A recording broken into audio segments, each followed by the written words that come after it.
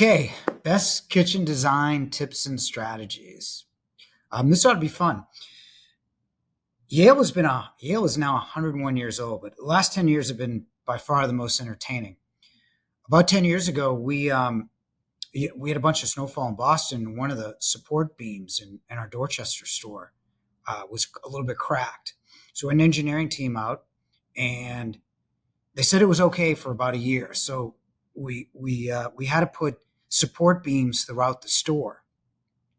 And unfortunately for us, a lot of those support beams where appliance displays were, so we had to completely remodel the Dorchester store.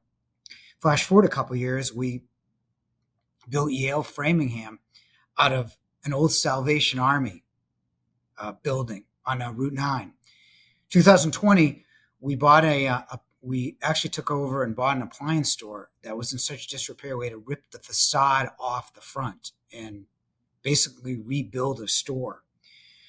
And then just last year, we just opened our Norton store, but it's in we just built a 220,000 distribution facility in Norton. At the same time, I renovated my apartment in Boston in 2014, yet less than 3 years later, I was out across the street rebuilding a brownstone. So really, this seminar is about all the good things we did and a lot of the mistakes we made in hopes that you'll do more of the good and less of the bad, because we know what it's like when someone gives you a blank paper and says, you need to design a space. And the kitchen is probably the most elaborate of all the spaces. So we understand the trepidations and the problems. Now, when we did this webinar 2 years ago, it was all fire and brimstone. You got to order your appliances 2 years in advance. But it's not like that anymore. I've got good news for you. The supply chain crisis is over. So you can buy appliances like normal, really. We can deliver Sub-Zero, Miele, Bosch, all the ones that had a problem within a week. And even better news for you is there's an oversupply of appliances as manufacturers thought the good times would never end and are really overproducing for a demand that's no longer there. And at the end of the webinar, we're going to tell you how to really take advantage of your local appliance store. So with that in mind, in previous webinars, I always used to show you pictures like this of really well-designed, non-function spaces that could have been designed better. I mean, beautiful spaces. I mean, when you look at the hardware, the Hubbard and Forge lighting, well designed, but not functional. Like these two, right? If we look at the sink and the stovetop, we'll get into that now, but I want to do something a little different. I actually want to be optimistic and show you that you don't need a huge space to do a really nice kitchen. I mean, all these kitchens I took pictures of are 150 square feet or less. Yes, you can put something other than white in your kitchen. You get a little blue cabinets going on the right. Take a look how nicely they do the windows in these two. Right? Simple island. I mean, if they had waited another 20 years, the kitchen on the left would have been in style, but take a look on the one on the right. Way more inviting, right?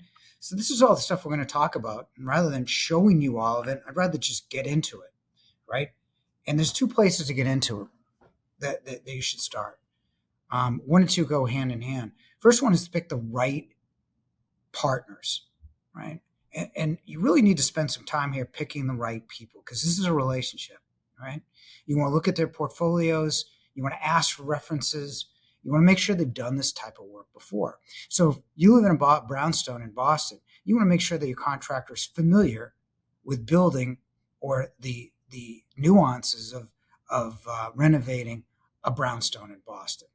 So once you pick the GC, you're done, but you're not. You've got to check out their project manager. You want the owner's kid who just graduated college. This project manager quarterbacks your team and should know the trades, whether the plumbing, electrical, the roofing.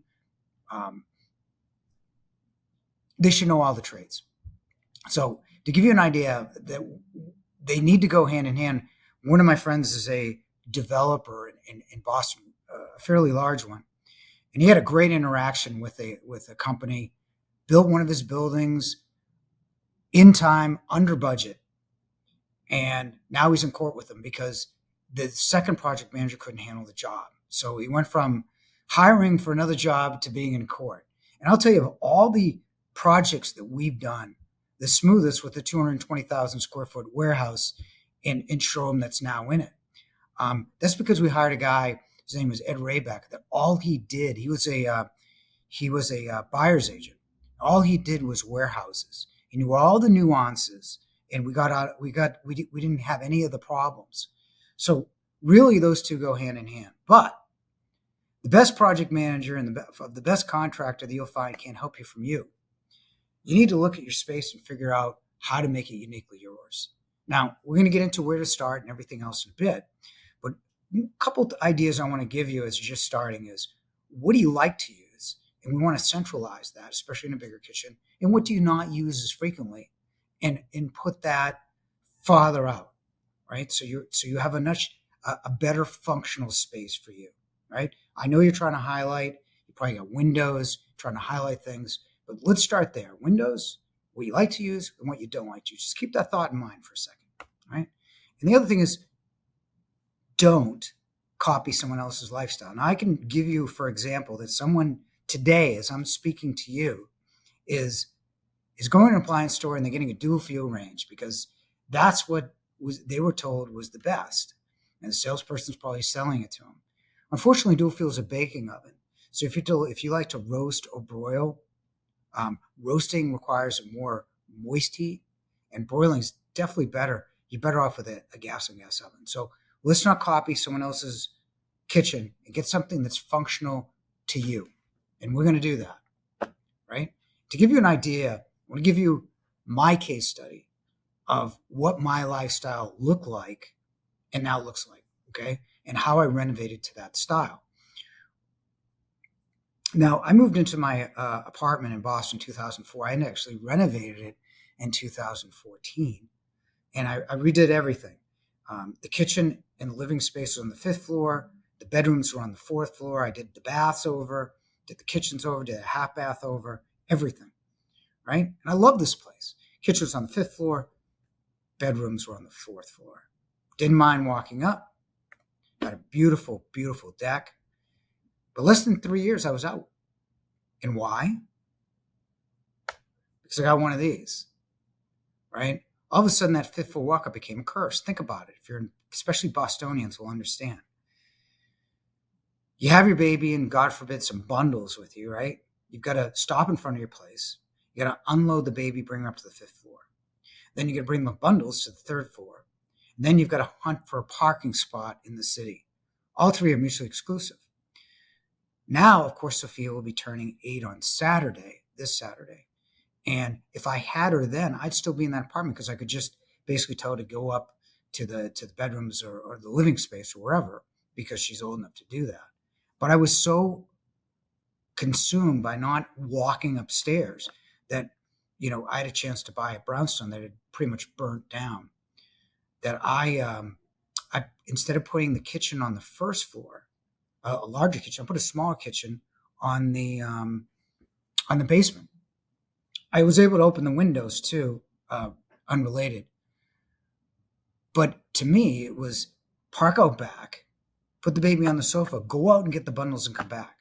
And that was my lifestyle. It was convenience that drove me to do that, right? So really assess how you use your space, right? Now, all that in mind, there's 3 main things that you have to do. The first is plan. Where do you start? And this may come unusual for me. I'm an appliance guy, but it's the sink is where you want to start. Now, why? Because it's the most used spot. Think about it when you go home tonight. Where are you going to be at first? You're washing hands, washing plates in your sink. That's the central point. So we want to centralize that, right? The other thing is you don't have to vent a sink, right? You put your stove in an island, and we'll get to that in a second. You got to vent that, right? So you have to vent a sink, and you've got much better lighting opportunities. We used to sell lighting for like 90 years. You can put all sorts of beautiful pendants on there and really make your space unique. They're great in the windows I mentioned. They're great in islands, and they're great in windows as well. So that's where you want to start. Now, the NKBA, National Kitchen Bath, has advocated the kitchen triangle, which I happen to agree with. And there's a couple different philosophies of where you go next. But first is the sink. Everybody agrees on. Now, for me, it's always the stovetop in the dishwasher. Dishwasher goes near the sink anyway. But for me, it's always the stovetop because it's, you have to be on top of your stovetop in a way you don't have to be in your wall ovens. You're not checking your wall oven. Wall ovens are cooking for longer periods of time versus stirring in the short term. So I like what the MBK does is saying it's stovetop, sink in close proximity with your dishwasher, making the kitchen triangle. Now we are doing a web series with a real famous kitchen designer, Mark Tobin out of Canada. He talks about zones of use, which his parlance to say, well, if you don't use the stovetop, then put a refrigerator in there or whatever it is you use to personalize the space. Personally, I think the stovetop, I would, if I was designing a kitchen, I would put the stove and sink in close proximity. But other people think, well, make it unique to you and put something close by, close in that works for you. But I do think you should consider stovetop, sink, and dishwasher. Now, you picked your sink. Now you got one real appliance decision is, are we going to do a range or stove and cooktop full, or are we going to do a wall oven and cooktop? Now, the stove is better for smaller spaces because you're centralizing, but the wall oven is better designed because you don't bend. And I get it. I just became a senior citizen. I get it, right? You can also personalize your cooking a little bit better. Put a steam oven over it. You can put a speed oven over it, a microwave, put a warming drawer underneath it in a way that you really can't do in a range, except in bigger sizes with very, very select brands. The only drawback to wall oven and cooktop, it is a little bit more expensive typically. However, you will need that range top. You need that extra 30-inch cabinet. So it's the stove plus another 30 inches. So in a smaller space, it might not work out. So that's really how you pick wall oven, cooktop versus range. That's the only real variable in your kitchen is the cooking, and then sizing everything else to a certain degree. Okay. Now, for those of you that want secondary cooking, where do you put that? Well, you would put it depends on how you use it. Now, I put a steam oven over my wall oven because I use that more, and the microwave goes way away because I don't use it that much. And that's how you choose is basically what you specifically will use is where you put it. Okay, we got your cooking, you got an idea of cooking, you've got your sink picked out. Next important topic is one that's not really common, not talked about much. It's venting. Now, I grew up in Needham, Mass, and for 40 years I didn't come back, but everybody, my daughter included, loves this place in Needham called the Fuji House. It's hibachi cooking. Now, a lot of you like saying, I like to entertain when I cook.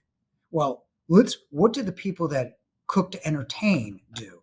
And if you look on any of the hibachi houses, they've got the larger canopy hoods over all their griddle surfaces because they really cook and really need that ventilation, right? So here is how you vent, because there's a lot of vents that you buy that don't actually work all that well. So CFM is cubic foot per minute, or how many cubes of air is exhausted in 1 minute's time. So when I say 600 CFM, that means 600 cubes of air going outside your house.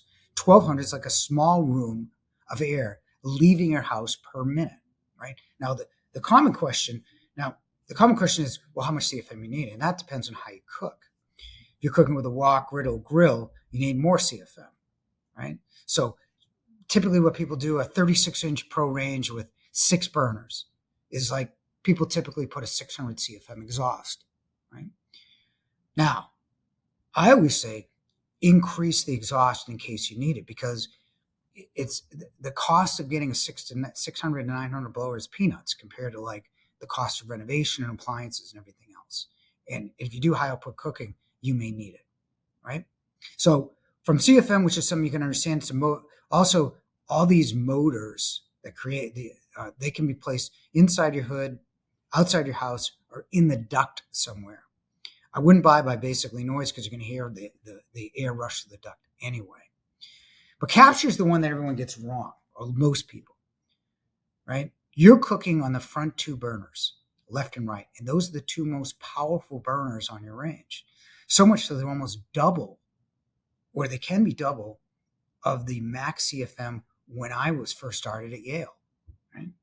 So those burners are 22 to 23 inches off the back. So you want the capture area to be 24 inches minimum, 23 to 24 inches if you're cooking on those front burners, if you're cooking a lot, right? And most vents aren't 24 inches, they're 16 to 21 inches, so be careful. Now, in terms of ducting run, if we go back to the Fuji house, their duct run, they go straight up, and that's the best way to go because that's the way heat and smoke rise, right? Straight back is good. The moment you put a transition or vent down, the less the static pressure you have. And on duct size, read the instructions, but larger ducts are better, and don't use flex because grease can accumulate. And what's become really important as far as ventilation is, turns out when you cook, you can create harmful chemicals like nitrous oxide, nitrogen oxide, carbon dioxide, carbon monoxide, particulate matter, formaldehyde, right? And you want it outside your house. Within a proper vent, it stays in your house, and you get more of it with larger burners. But not like back in my day when my mom had an old caloric, which was half as powerful.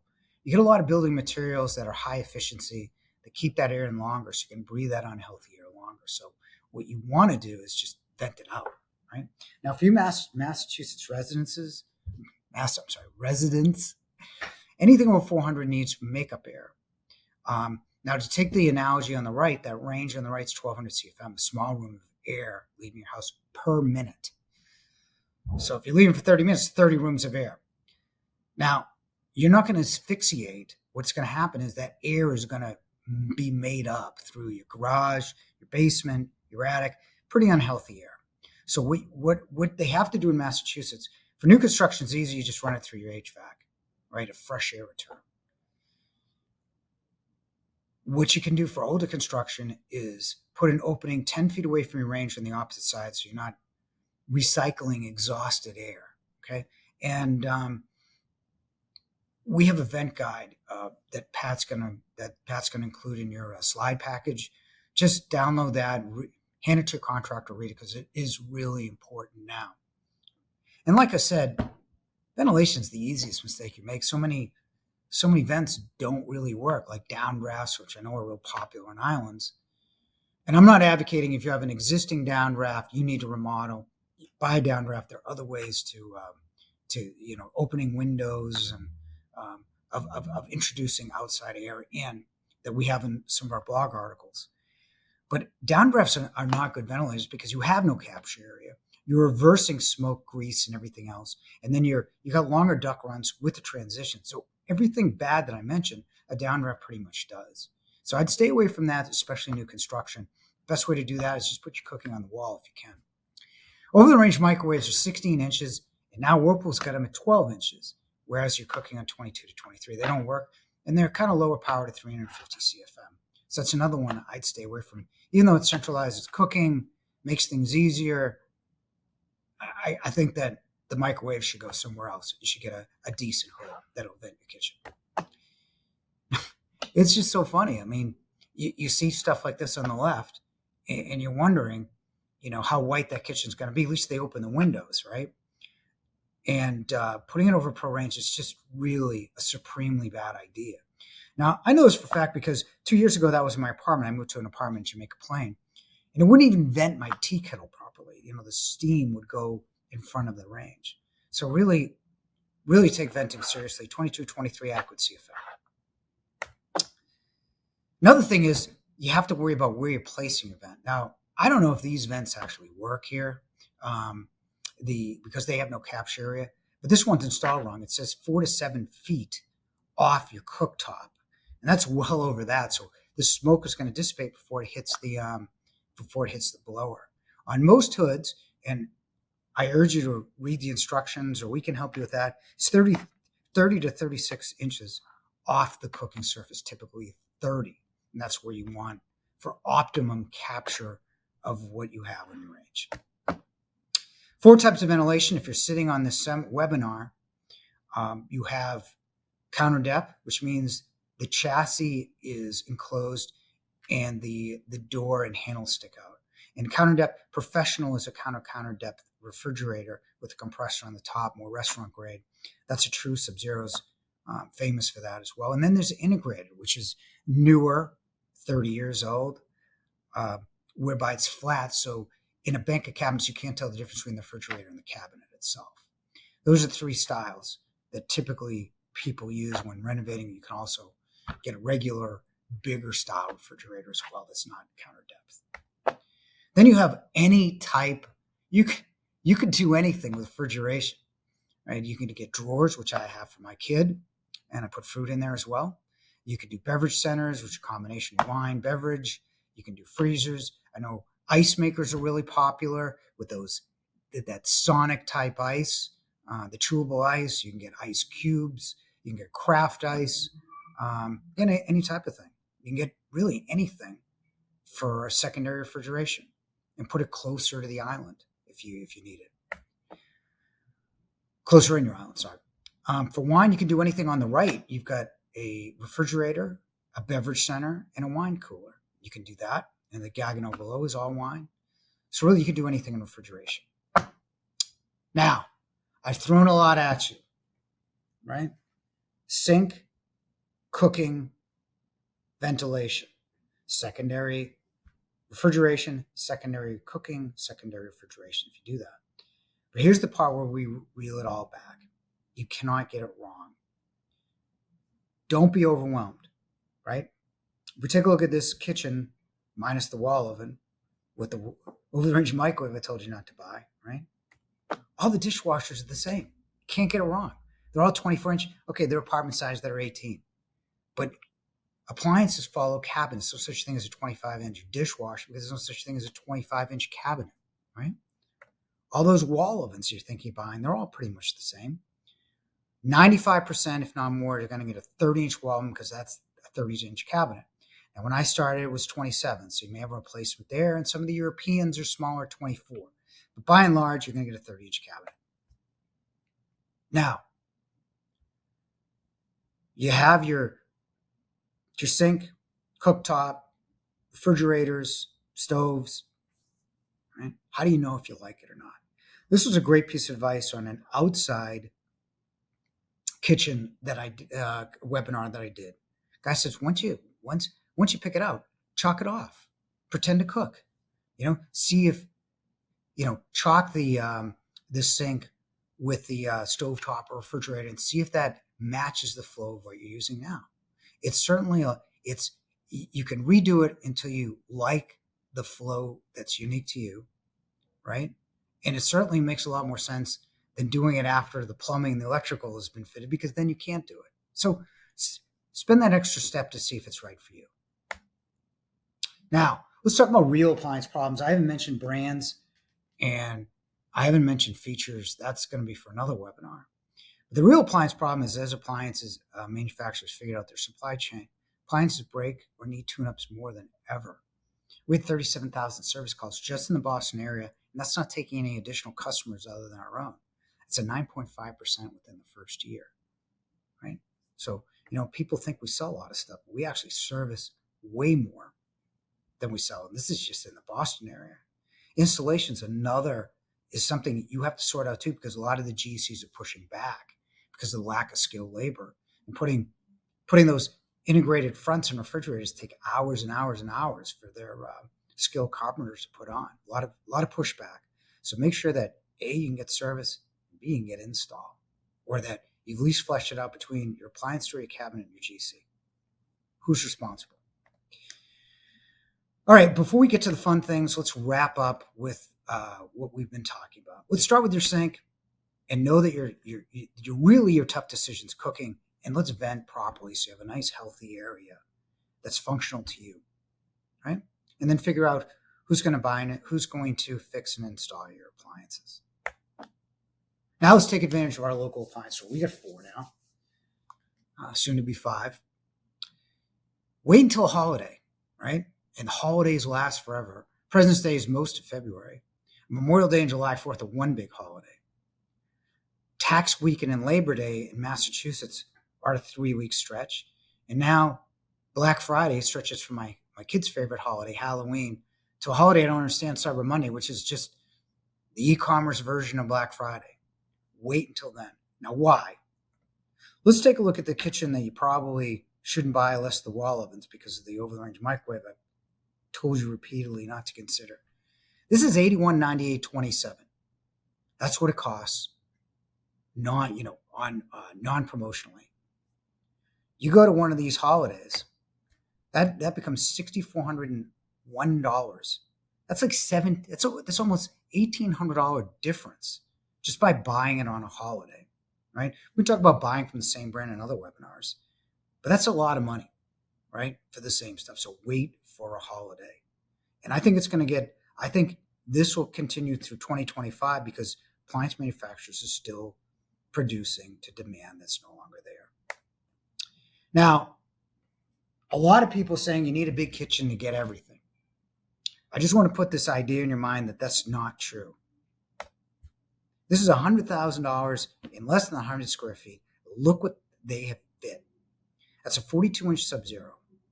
That's a Miele coffee system, which is awesome, by the way. Miele steam oven, which is another great piece, right?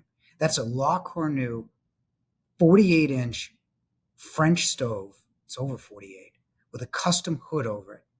You've got the Waterstone faucet, and then they put a Wolf microwave drawer underneath over there. That is one efficient space. So if you think you need 1,000 square feet to fit your kitchen, not the case. Our next webinar is the best and worst of 2024. We're going to be reviewing some great products, not so great products, but more or less some features too. We've got a lot of call for what are good features like air fry, which doesn't work, versus say an automatic dispenser and a washing machine, which does. With website, I would really encourage you to download our free appliance buying guide because it really fits a lot of stuff into 70 pages. We get buying strategies, you get profiles of different brands. I think you'll find it useful. Our YouTube channel, we publish 3 times a week. I do appreciate you participating in this webinar, and I hope you find value. And we'll see you in a month. Thank you.